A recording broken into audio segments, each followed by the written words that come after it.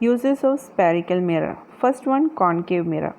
Concave mirror are used in torches, searchlight and headlights of vehicles to get parallel beams of light. They are used as shaving mirror to see larger image of the face. They are used by dentists to see larger image of the teeth. Large concave mirror are used to concentrate sunlight to produce heat in solar furnaces. Then second one, convex mirror. Convex mirror are used as rear view mirror in vehicles. Convex mirror give erect diminished image of objects. They also have a wider field of views than a plane mirror.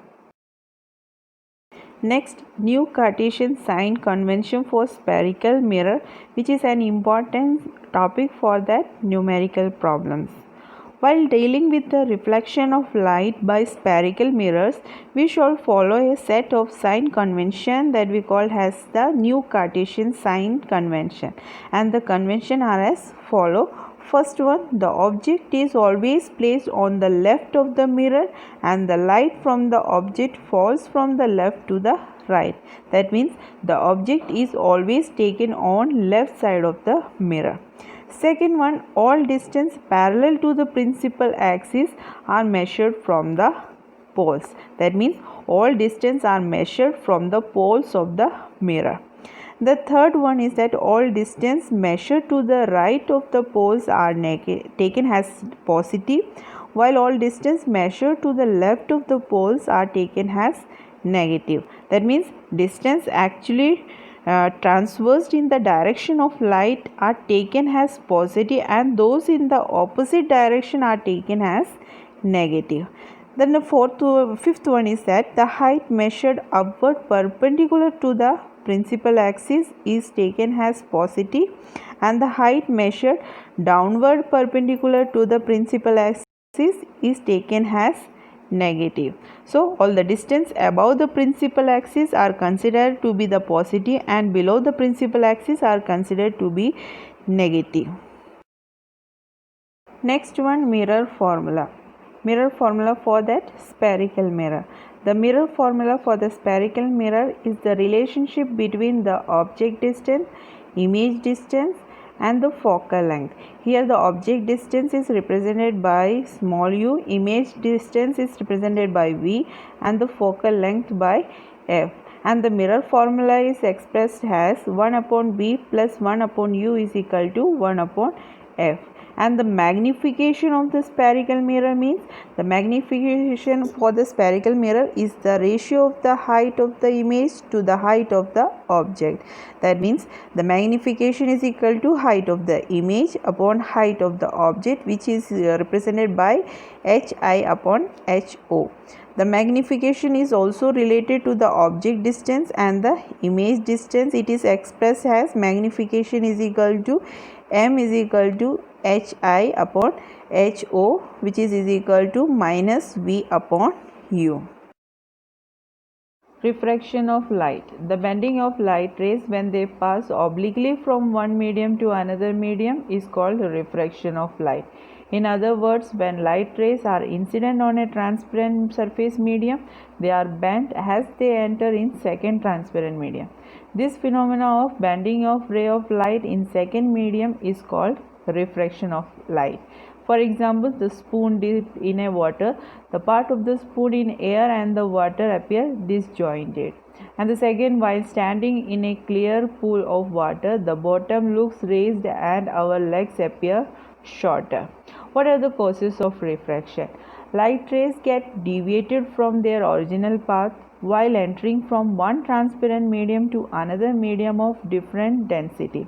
This deviation, that means change in direction in the path of light, is due to the change in velocity of light in the different medium.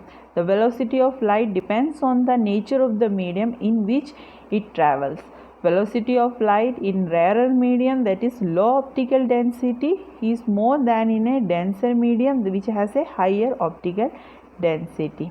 Then next, what is that? If the bending of light has the following rules also. First one, in going from a rarer to a denser medium, the ray of light passing obliquely from a optically rarer medium to an optically denser medium, which bends towards the normal. In this case, the angle of refraction is always less than the angle of incidence. Second case, in going from a denser to a rarer medium, the ray of light passing obliquely from an optically denser medium to an optically rarer medium bends away from the normal. In this case, the angle of refraction is always greater than the angle of incidence. And the last case, when the light is incidentally normally on an optically denser medium. That means a ray of light passing normally, that is at a right angle from one optical medium to another optical medium, does not bend or deviate from its path. In this case, the angle of incidence and the angle of refraction both are equal to 0. Refraction of light through a rectangular glass slab. When a ray of light passes through a rectangular glass slab, it gets bent twice at the air-glass interface and the glass-air interface. The emergent ray is parallel to the incident ray and is displaced through a distance. The diagram to explain that refraction of light on going from air into glass and from that glass into air.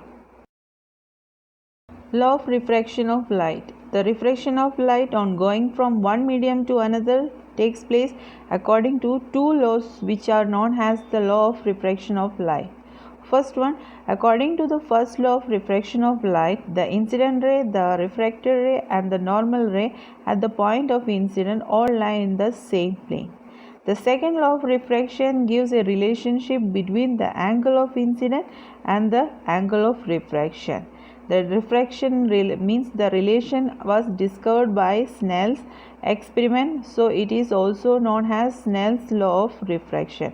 According to the Snell's law of refraction of light, the ratio of sine of angle of incidence to the sine of angle of refraction is constant for a given pair of media. So it is given as sine I upon sine R, which is equal to constant. This constant is called refractive index. Then next, refractive index. The absolute refractive index of a medium is the ratio of the speed of light in air or vacuum to the speed of the light in medium. So, refractive index, which is equal to speed of light in air or vacuum upon the speed of light in the medium, which is given as n is equal to c upon v. Then the relative refractive index of the medium 2, which with respect to a medium 1 is the ratio of the speed of light in medium 1 to the speed of light in medium 2, which is given by n/1, which is equal to speed of light in medium 1 upon the speed of light in medium 2, and it is also be denoted by n/1, which is equal to v1 upon v2.